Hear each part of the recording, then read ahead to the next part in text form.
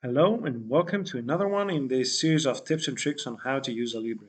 Now today we will be using a workaround on how to make a spline um,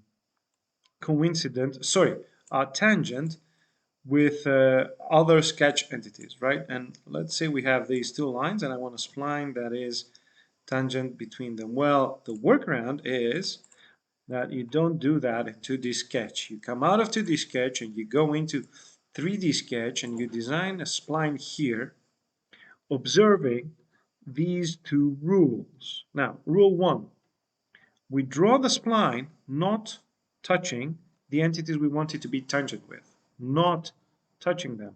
And rule number 2 is we need 2 nodes per tangency, plus any other node we need to get the desired shape. But we need 2 nodes per tangency. So let me draw it following these rules, right?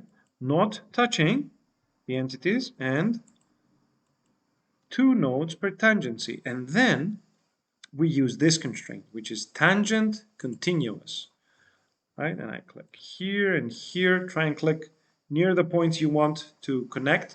And what it does is it makes it tangent and adds a coincident constraint, right? And then here and here, and now it's connected.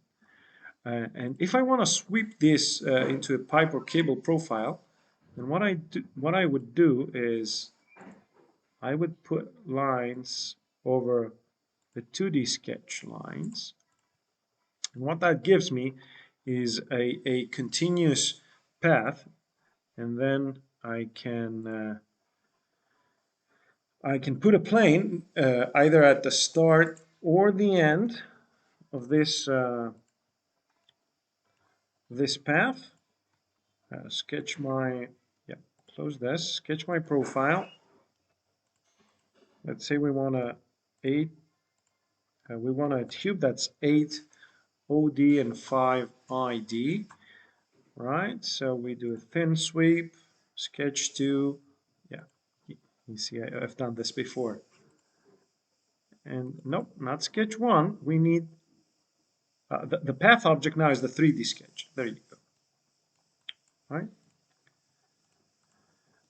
This will work very reliably. Problems you might occur is just the software connecting.